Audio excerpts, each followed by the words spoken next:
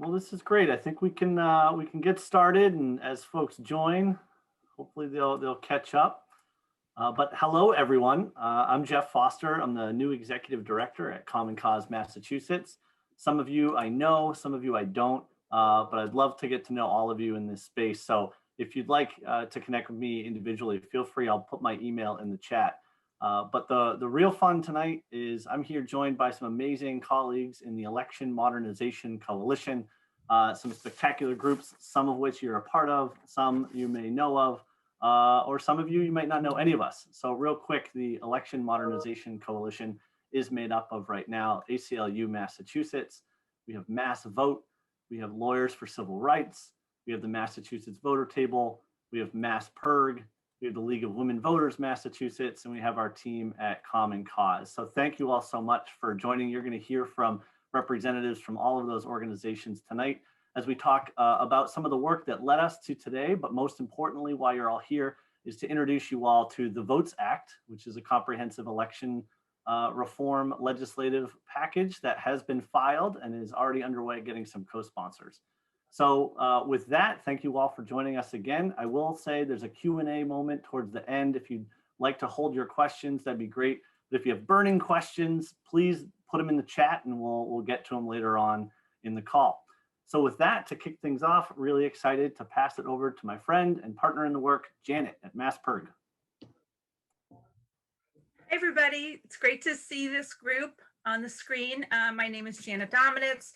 I'm the director of MASSPIRG, and as Geoff said, part of the Election Modernization Coalition.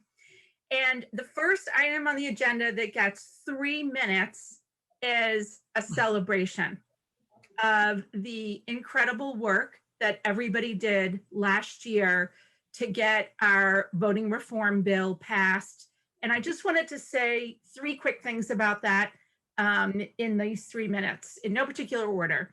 Number one, if you are on this call, it's because you are busy trying to make social change and reforms happen. And one thing that we find is we don't take the moment to, as we call it, win the win. You know, we couldn't get together last year to have a party, to celebrate, to toast. But even when we are back in person, you know, we're all busy running around to the next problem, to solve the next thing. And we wanted everyone tonight to take that moment, recognize the huge win that we had together last year. And so that's item number one. Congratulations and the celebration to everybody. The second thing that I wanted to say about that is, how did we do that in a pandemic? And I'm just going to throw out a few of the tactics. I'm sure the list isn't comprehensive, but again, if you're here, you likely did one or more of these things. And again, we should recognize the fact that we, you know, pivoted to a way of making change happen that none of us, well, at least I wasn't familiar with. And I still sweat when someone says, share your screen 11 months later. But I mean, we called, we texted, we used social media, we scheduled meetings, we mobilized groups, we did all the things that we needed to do, not just to win the win, but then to make the election go well. And by the way, I'm sure you've heard in both the primary and the general, we broke a lot of records in voter registration and turnout. So again, you know, amazing win. And the third thing I just want to say to show, you know, how many odds as this network we can just stomp down. We passed, I think the governor signed the law. Well, let me go back one step. We had to pivot in March. We were working on a different bill. So, you know, within a couple of weeks, we crafted this new bill to address voting in a pandemic. We got it through both houses, reconciled the differences, the legislature passes it, it goes to the governor signed it on July 4th or 3rd, something, first week of July, which left us less than 8 weeks to get everything together. I mean, it was like everything was set up to fail and everything succeeded. And that is not luck or a coincidence. That is the work of every single person and organization and neighborhood group and individual activists in the Safe Elections Network. So thank you for a tremendous reform against the odds, making it happen and busting records around voting in Massachusetts. Here's to everybody. Thank you.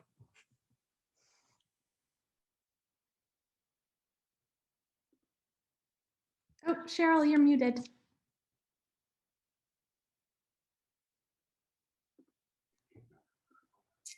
And you all know I was really trying to do this smooth transaction. But anyway, you know, the 2020 elections provided us with no shortage of lessons.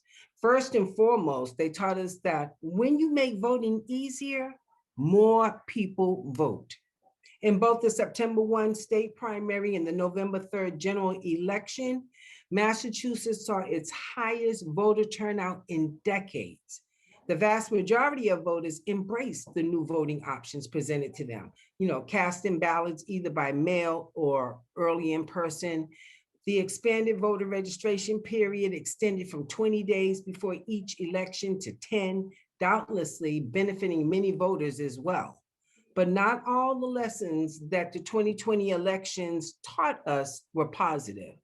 Even though voter turnout was up overall, what voter turnout actually looked like across the state varied dramatically.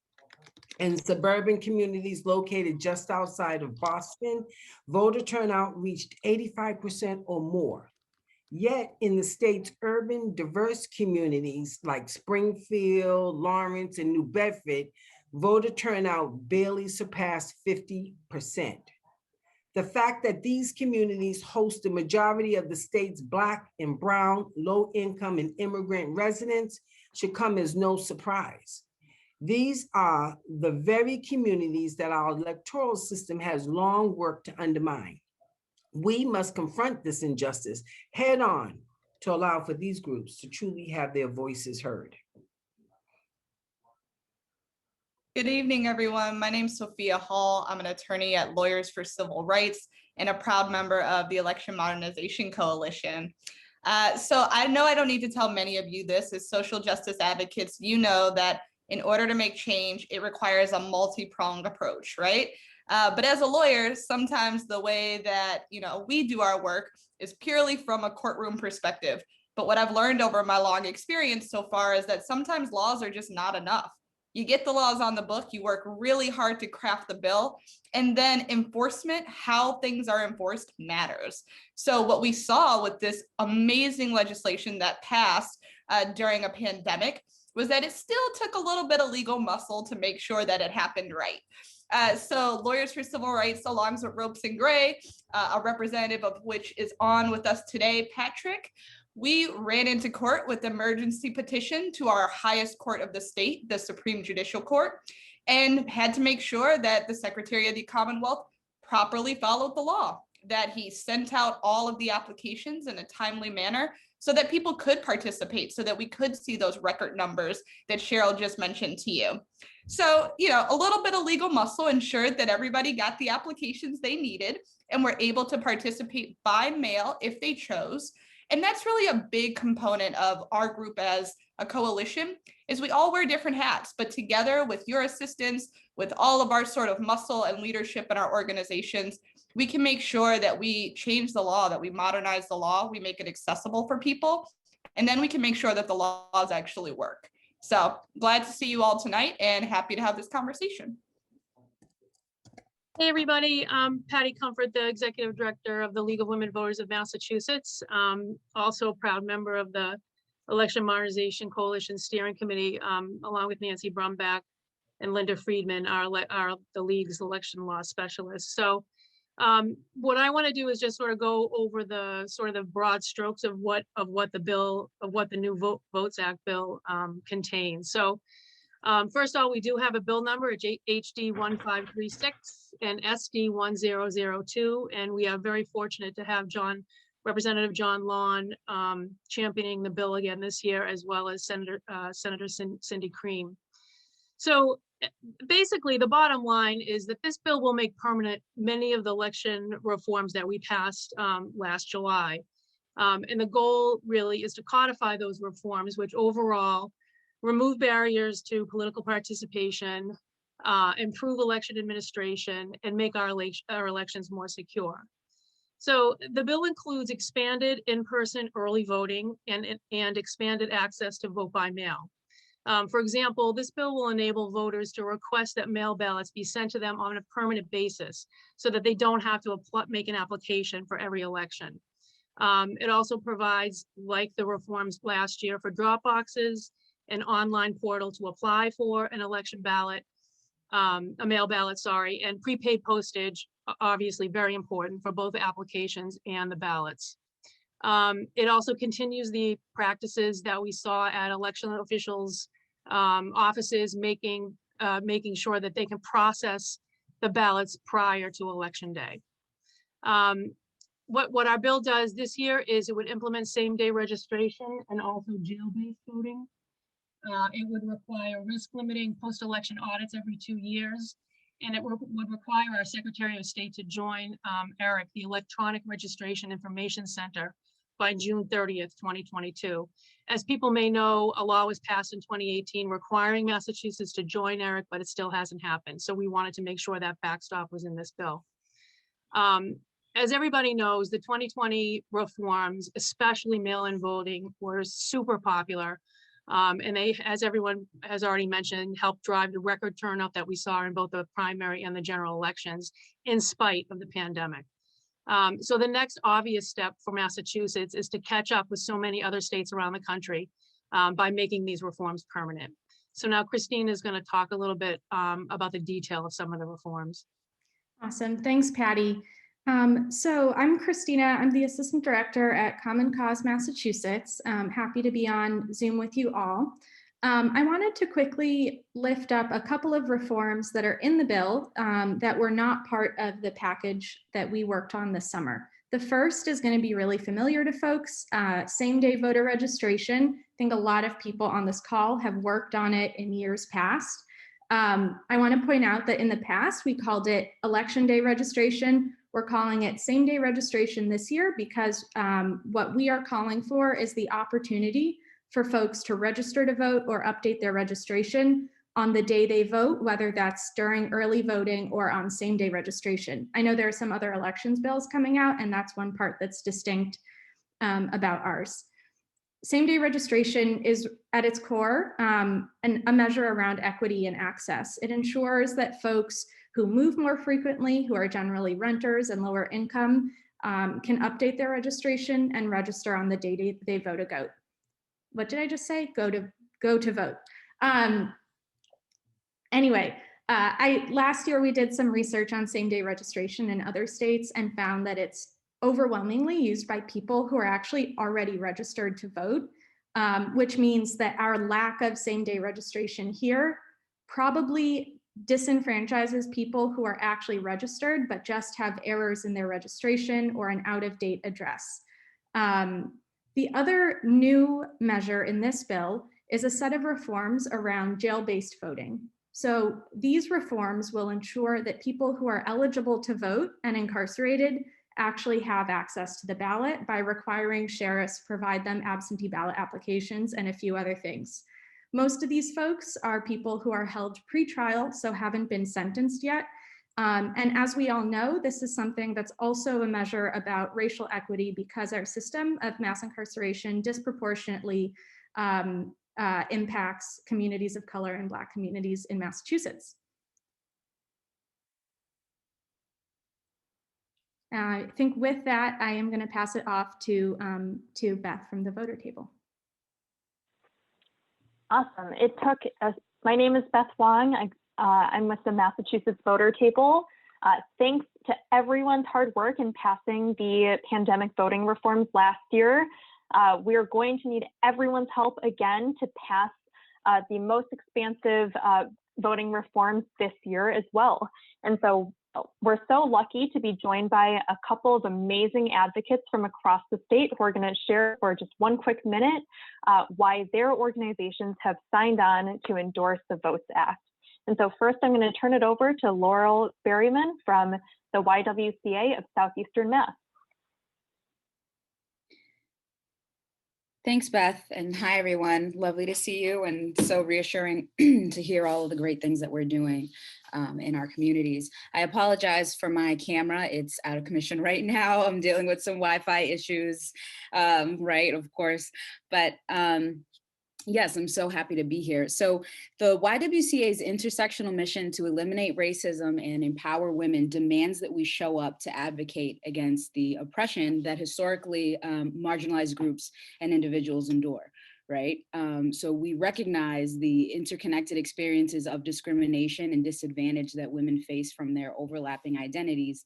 And we believe that together we can help build political power in our communities and make sure that women are getting to the polls and that our experiences are being valued, represented, excuse me, that our voices are being heard and being made a priority to those who are being elected to public office. We believe that change starts at the local level. And we know how crucial it is to support women, especially women and girls of color, every election season and even beyond that. As one of the oldest and largest women's organizations in the country, the YWCA is especially committed to doing our part to really make sure that women get to the polls and that our experiences and needs are being met by those that we're putting in office. You know, not just that we're being fed sort of a pipe dream, but we're demanding that we're being represented by those that we elect and that we're being heard. And the YWCA of Southeastern Massachusetts in particular is extremely proud to endorse the VOTE Act, which is an anti-racist policy that will remove barriers to civic participation and ensure the equitable democracy for all residents in the Commonwealth. Awesome. We are so glad to have the support of the YWCA of Southeastern Massachusetts. I'm going to turn it over next to Lucie, who is a student involved in MASSPIRG at UMass Amherst. Hi everyone, my name is Lucie Daignault and I am a student at UMass Amherst and an intern with MASSPIRG students. This past election, we realized that 18-year-olds and other students who are voting for the first time usually don't have the voting education needed to be civically engaged citizens. Many don't know how to register or even when, and by the time they realize there's a deadline, it's often too late. Their absence of even the smallest amount of information hinders the representation of our youth in elections. Campuses don't generally have their own polling location and classes are still running, preventing students from taking part in our democracy. If we give our youth the tools, the political introduction, and a path to civic engagement, we can encourage the involvement of our youth in future elections. The VOTE Act is an important step in making voting and democracy more accessible so that more of the youth voice is heard. Additionally, it is progress in eliminating the barriers presented to young voters and promoting a culture of civic engagement. The future of our democracy depends on students and our youth being civically involved in our nation. Thank you. Awesome. Thank you, Lucie. We absolutely need young people involved in this campaign, and we're so glad to have you here. I'm going to turn it over to Van May Ma from the Cambodian Mutual Assistance Association to share why CMAA supports the bill. Hi, everyone. Excuse the background noise if you can hear it. My neighbor is just renovating. But during a global pandemic, not only were we working to ensure that people had PPE and survived a major economic crisis, we also worked to help people fill out their census and participate in the presidential election. One of our community members who go by Srepik is an immigrant who doesn't speak English and was in the last third of her pregnancy during the election season. She was able to vote because of 3 simple reasons. 1, vote by mails were official state-led paper calendar reminders that the election was happening.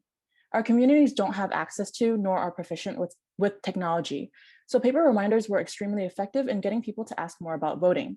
She was engaged and contacted CMAA for help after each letter from the elections office. Number 2, because the forms were bilingual and sent out to everyone in Lowell, language access was more accessible than ever for the Khmer community. And that takes a lot of time and effort, right, from everyone else. And lastly, vote by mail and other reforms included in the VOTE Act ensure convenience and accessibility to immunocompromised people and those who simply do not have the time and privilege outside of work. We know that communities who are the least likely to vote are those who are low income, lack language access, and are people of color. But whether or not we are in a pandemic, the reality is that when people are left in situations where their basic needs are not being met, the least of their worries is voting. And these experiences have been happening way before the pandemic. Convenience and accessibility to and for the people is why CMAA supports the VOTES Act. Awesome. Thank you, Van May. It's so important that trusted leaders in immigrant communities and refugee communities are reaching out to your folks to make sure that everyone has access to the ballot. And next, I'm going to introduce Tanisha Sullivan, the president of the Boston branch of the NAACP, to share why they endorse the VOTES Act. Thank you, Beth. We greatly appreciate the invitation to share this evening. It's good to see some long-standing friends in the fight for freedom, justice, and equality on the line. You know, for those who don't know, the NAACP is the oldest civil rights organization in the country, with a mission to eliminate racial discrimination. And since our very beginning, voting rights and access has been a cornerstone in our work. And so when we think about the opportunity, and I'm going to call it an opportunity for this moment, the opportunity that we have before us here in the Commonwealth to finally bring about modernization to our electoral process, you know, I just want to encourage us to remain vigilant in this fight. And remain vigilant in this fight in the hopes that we do not have to continue in this fight after 2021. This is a long time coming. And so with that, I do certainly appreciate and glad to see many of the reforms that we would expect to see that so many of us have been fighting for quite some time. But there's one in particular I want to lift up, primarily because I see it as one that perhaps could find itself on the negotiation table, and that is the one related to incarcerated individuals. That is critically important. It's just as important as any of the others: mail-in voting, same-day voter registration, the implementation of ERIC. We need to make sure that every individual who is eligible to vote in this Commonwealth actually has access to the ballot, free and clear access without barriers. And when we think about our incarcerated population, that is the population that, again, people may be inclined to negotiate on the backs of when we look at this package. So I want to encourage us all to remain vigilant and helping to ensure that those who are behind the wall, who are eligible to vote, that they do actually, by the law, have that access and the support of the law to ensure that they have that access. The other piece that I do want to encourage us in this moment is to ensure that as we are advocating around this legislation, as we're advocating around many of these reforms, that we are also intentional about our grassroots outreach. And what I mean by that is, you know, in my work, what I have found time and time again is that the people want to be a part of this movement too, right? And they may not be on this line. They want to know how they can be engaged. And so making sure that we are intentional in our education efforts so that we are empowering communities to speak for themselves, right? That we are empowering communities to know how to access legislators and to break down any of the walls of intimidation that might be there. So the more we can empower the people in these efforts, I do believe the more successful we will be in advancing these efforts. And so I'm very pleased to see this work move forward, look forward to working in partnership with all of you. Thank you, Beth. Awesome. Thank you, Tanisha. I mean, really, thank you to the YWCA of Southeastern Massachusetts, to the Cambodian Mutual Assistance Association, to MASSPIRG, and to the NAACP for endorsing this critical piece of legislation to ensure that incarcerated people, immigrants, young people, unhoused people, women, and more have the ability to cast a ballot safely and well into the future It is so important that our people have the chance to vote and to have a say in our democracy. Please, if your organization has not done so yet, endorse the Votes Act and work with us to pass it as soon as possible because our democracy needs it.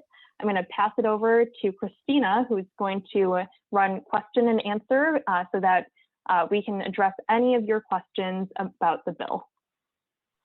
Awesome. Thank you, Beth.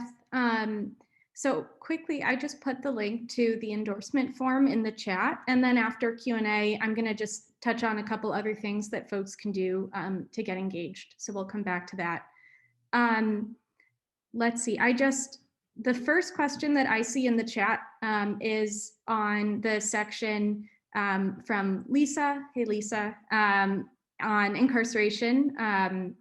What's in the bill is specifically on providing access for people who have the right to vote while they're held pretrial or serving misdemeanors, ensuring that they actually have access to a ballot rather than any kind of policy change or expanding the franchise. Let me see. Also, if folks want to raise their hands. Oh, Joyce, I see you've had your hand up. Can you hear me? Yeah.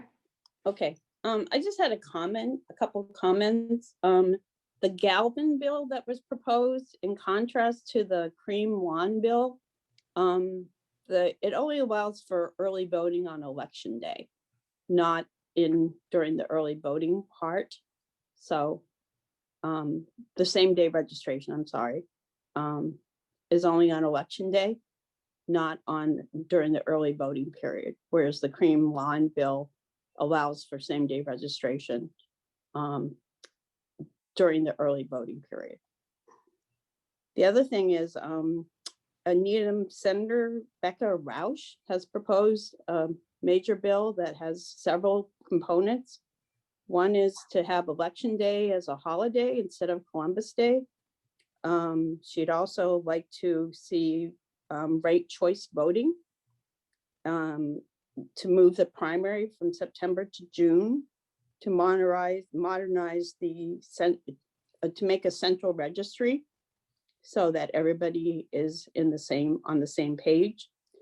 And that includes vote by mail and same day registration. So it's kind of what I call a all or nothing bill. It's basically about 6 bills at once, but I'm not sure what kind of traction that has, but I just wanted to let you know that it's out there.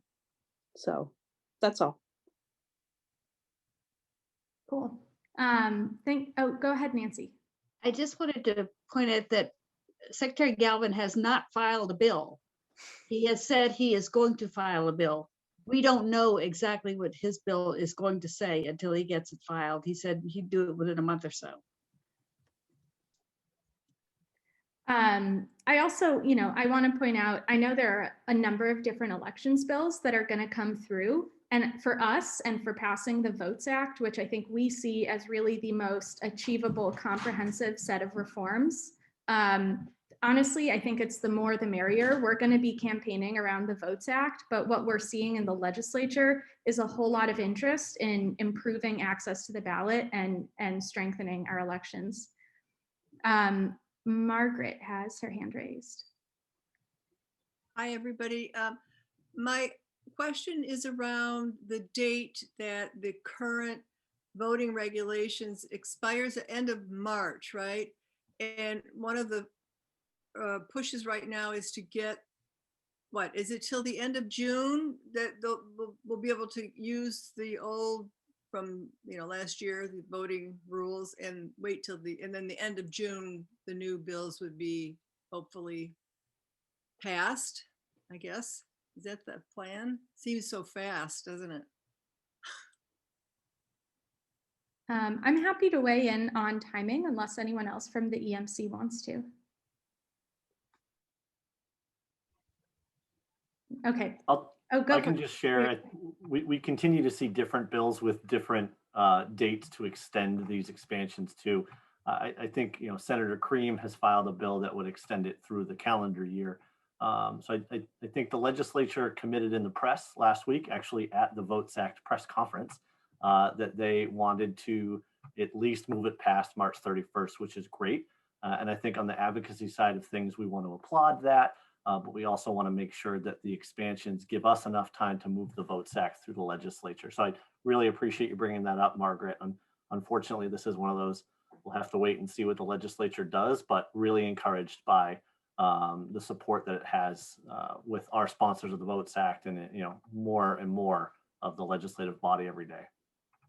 Is this a key action that we should be contacting our legislators and telling them to approve the June 30th date? Would you recommend? Okay. Could I say that those of you in towns that have local elections coming up after March 31st, you and your clerks need to tell the legislature they need to change this now so that these rules of mail-in voting applies to your town elections that are being held in April and May. I'm lucky. My town election is March 29th. We get in under the deadline. Wow.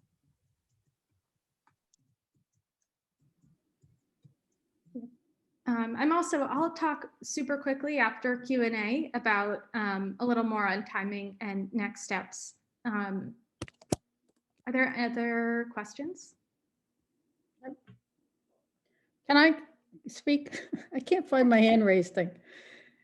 I think that there's two different things going on here. The bill to extend to the end of June is for local elections, not for state elections. It would extend the local election bill that was passed earlier. Yeah, I think it's also worth saying that I think I can say this on behalf of the coalition, our feeling is that based on how many bills there are to extend reforms, the fact that we're still talking about extending these reforms again, the answer is that we really just need to make them permanent. That kind of jumps the gun on timing. Our feeling is that this bill should really be a priority for early in the legislative session. So to the question on what we should be doing now, it is absolutely the time to be reaching out to legislators and asking them to co-sponsor. But yeah, I'll wrap up with some next steps.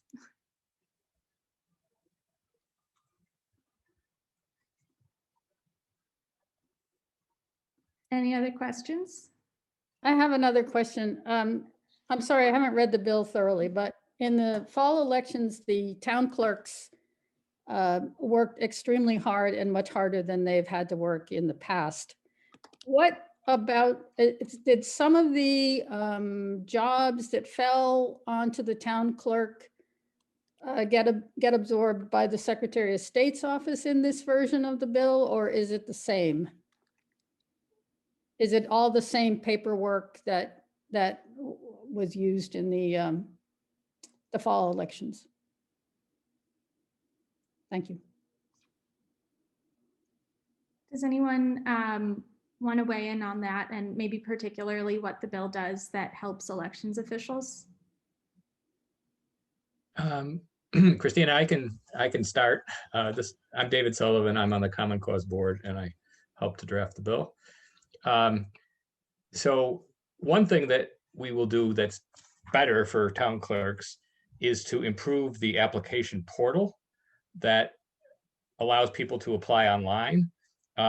We heard from a lot of clerks that was pretty clunky last year, and mostly just generated a piece of paper to them that they would then have to manually enter into the system. So our bill requires that the secretary improve his portal so that all happens automatically. I think that would be a huge help to the clerks. A lot of the other stuff we're doing is stuff that we already included in last year's bill that they asked for, and that I think will continue to be helpful.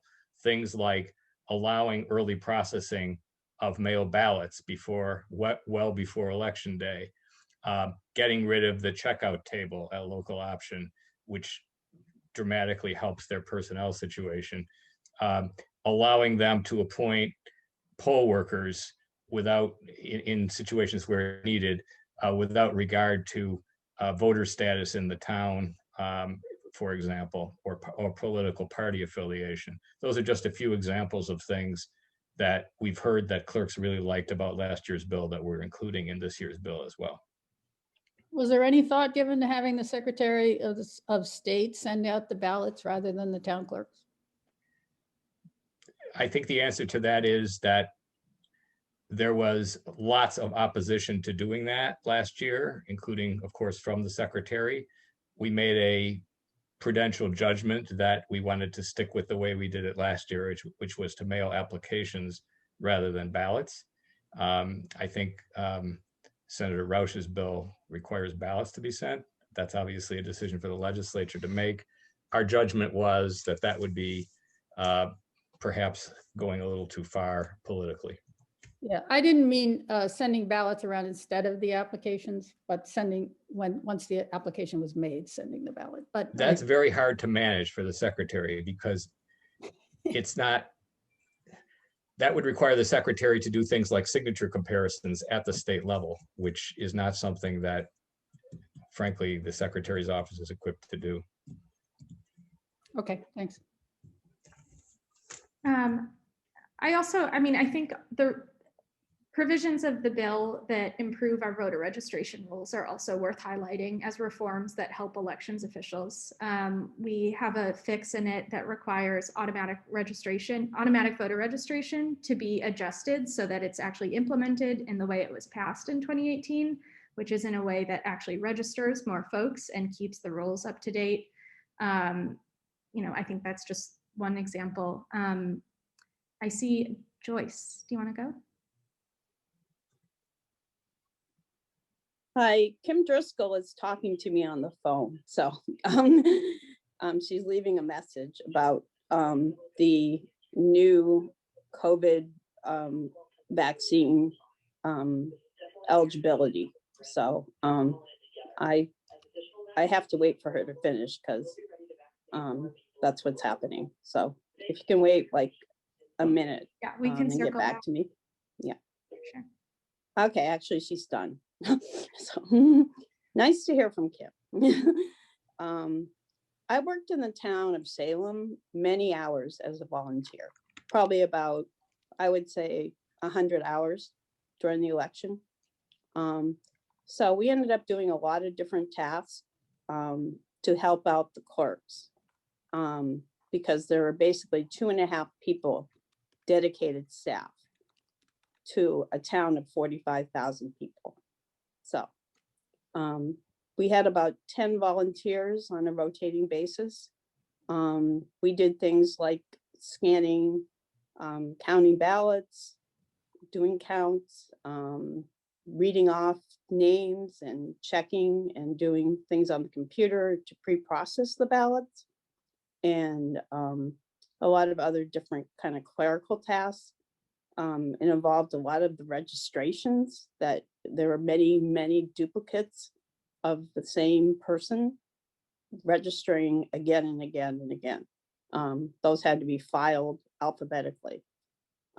Alphabetical ward and precinct filings, voter lists, that kind of thing. So there was a lot of things to do. So and I was heavily involved in that and was happy to, as you know, a league member, to participate. That's awesome. Yeah. I also want to lift up, kind of on that point, the provision in this bill that allows for more flexibility in who can serve as a poll worker was really helpful this fall. I think a number of folks on the call collaborated on a program we called the Massachusetts Student Poll Worker Corps, where we made an effort to recruit young people to turn out to work at the polls. And honestly, there were so many people, right? Like Massachusetts went from having what seemed like a shortage of poll workers. I was talking to election officials over the summer who were really worried to elect like those same election officials. I promise I'm not overstating this, but literally asking us to not send people their way because they had so many volunteers. So I do think that's a really important provision, both for elections administration and also just this kind of basic civics thing that I think we can all get excited about. Lily, up next. Hi all, thank you so much for putting together this call. My name is Lily. I'm calling in from the Harvard Votes Challenge. I wanted to ask specifically about students and what kinds of provisions and details you think are specifically targeted towards expanding access for students who are facing barriers to voting. Does anyone from the EMC want to take that? David? I'll take it. I'll try this. So I think same-day registration is probably the single most important thing we can do to help students, especially since we have a very early September primary, and a lot of students are arriving back in town or for the first time in town right before that primary, after the voter registration. Even if, by the way, one of the things we're doing in this bill is shrinking the voter registration blackout period to 10 days. But even so, that's not going to be enough time for students who got here, you know, the day that classes begin on Labor Day to vote in a primary that might be the next day, unless we allow them to vote, to register on election day or at early voting, as we mentioned earlier. I think I've actually seen how that works in New Hampshire, where I spent some time last year early, and it's dramatic how many students benefited from same-day registration in New Hampshire. It's just really awesome. Awesome. Thanks, David. Before we go to Judy, does anyone else want to, is there anything else we should emphasize in the bill for students? That was also what I was thinking of. All right, Judy. Hi, thank you. The point that Joyce brought up about volunteering in Salem, I know I volunteered in Concord to help out with the mail-in voting, as did I know a lot of other people in other towns. And that raises the question of, that was all unpaid work. And I'm sure there are many people who might want to volunteer again, but has there been any consideration for ensuring the resources are available to town clerks and local election officials to have sufficient resources to manage all the mail-in voting? May have been a large wage of volunteerism this past election cycle because of the pandemic, and it could be concerning or dangerous to assume that that will always be such moving forward. And that's different than poll workers, because poll workers are paid. But the type of work that Joyce is talking about and that I'm talking about was unpaid. One just quick thing to point out, election officials had volunteers basically serve as poll workers during early voting to help process mail-in ballots. So I know there was that effort, and I'm sure there will be again, but I know that's not your point about relying on volunteerism. If someone else wants to chime in, I'm afraid this might be back to David.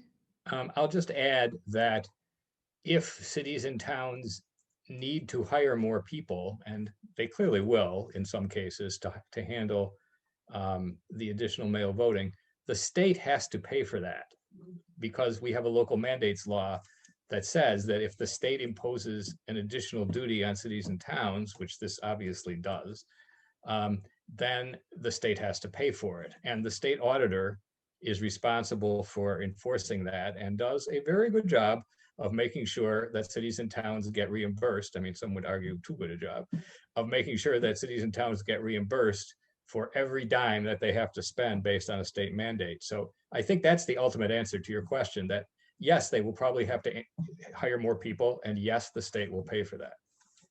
I'm going to jump in for a second, because I feel like we're teetering on the edge of policy and messaging here. And because everyone here is going to help push this, I just want us all to start, our jumping off point should be 100% of people should vote. And we should have the infrastructure to enable that. So let's all agree on that. And then of course, we all need to, we as advocates, legislators as lawmakers, city and town clerks as the, administrators of all this, yes, of course, we have to figure out together what the resources and the mechanics are of making it work. But I feel like in this conversation where we're devolving a little bit to, additional duties imposed upon, we're here because everyone in a democracy should be able to cast a ballot. So I don't want to forget that that's our mission, our message, our vision. And then of course, we all need to be responsible advocates and figure some of these things out. Yeah, I think the reality is, and I absolutely agree with you, Janet, but as we work in our local communities and as we work with our state legislatures, people are going to bring up these issues. And so I think we're seeking for the answers so that we can advocate for these very important changes. Yeah. And I was actually going to say partially something to that effect of like, my parents always said the devil is in the details, right? That's where, I'm sorry, the devil is in the details, right? And that's where people are really going to get caught up. It's great to want 100% participation, 100%, of eligible people to show up. But again, where I see a lot of pushback on many policies and issues as well, how do we actually accomplish that? Who's going to bear the additional burden? Who's going to be responsible for that? And no one likes additional duties without additional pay, except for us apparently. So, it is important to kind of know how some of that burden is going to be distributed and shouldered. And then inside of that, what role can we play to make sure that we're filling those gaps when it doesn't look like they can be filled? Yep. No, I appreciate that. And, I want to lift up that the experts who drafted the bill certainly did so. I'm looking at David and others who worked on it, but especially David, understanding, I don't want to just cop out and say the nitty gritty, but the challenges to implementation that are faced by elections officials and the Secretary of Commonwealth. So I'm at least really confident that this bill goes, it goes far to expand and protect access and has built into it measures that will ensure that this is actually something that's implementable. And I think one of the important things to point out is a chunk of what we're calling for in this bill is something that we actually just did. Like elections officials just did it. The Secretary of Commonwealth already created an online portal to request ballots. We're not really proposing these, at least, I'm saying as an advocate, reforms that are necessarily insurmountable. Rather, I see this bill as really building on the infrastructure that we built to make the fall elections happen during a pandemic and continue to set record participation. Are there any other questions, or do folks from the EMC want to weigh in before comments, before I'll just talk super fast about timing and next steps? Cool. So the short is, as folks have raised, there are different proposals to extend some of these fall reforms. Our feeling is the lesson is we need to make these permanent as quickly as possible, implement same-day registration and all the rest as quickly as possible. I'm convinced, I think the EMC believes that we have a shot at passing this bill or something very, very close to it this summer at the beginning of the session, rather than waiting until the end. In a lot of ways, timing is on our side. The end of this week is the filing deadline for legislation. And what that means is our elected officials, legislators are going to be looking at just a torrent of new legislation. I think right now is when they're deciding what their priorities are going to be. So we're really hoping to get as many endorsements as possible, as many co-sponsors as possible, and as much buzz about the VOTES Act really starting this week as we can, so that we can lift the VOTES Act up out of this pile of bills that's coming towards the State House. To that end, we're asking for a few really specific things. We're asking for you, your organization, your partner organizations to endorse the bill. I'm going to put a link in the chat with a bunch of different things. I was pretty pleased to create a short link that's votes action. So these are the action steps. So we want you to endorse the VOTES Act. We want you to write your legislators or reach out, do whatever legislative outreach you do with your organization or independently to ask legislators to co-sponsor the bill. Common Cause has a tool to help craft LTEs in support of the VOTES Act. Any of us are happy to work with you to that end, or any kind of op-eds in your local papers that you're interested in doing. We're here to help with that, but there's a tool there. Otherwise, we're just trying to lift this up on social media. And to that end, in the document that I just put in the chat, we have a guide on messaging and a bill narrative document that will kind of walk through the different reforms included in the VOTES Act. When you endorse, we'll be in touch as more actions come up. I think a lot of our work is going to, really all of it probably, remain online with online hearings, maybe online lobby days. So also by endorsing, you'll just get added to a list, and we will probably have more town halls like these, other virtual events, and ways to get this thing passed. So that's all I've got. Everyone from the EMC is here as a resource. We're really excited to work on this and have your support. I think before we close, just opening it up for any last comments.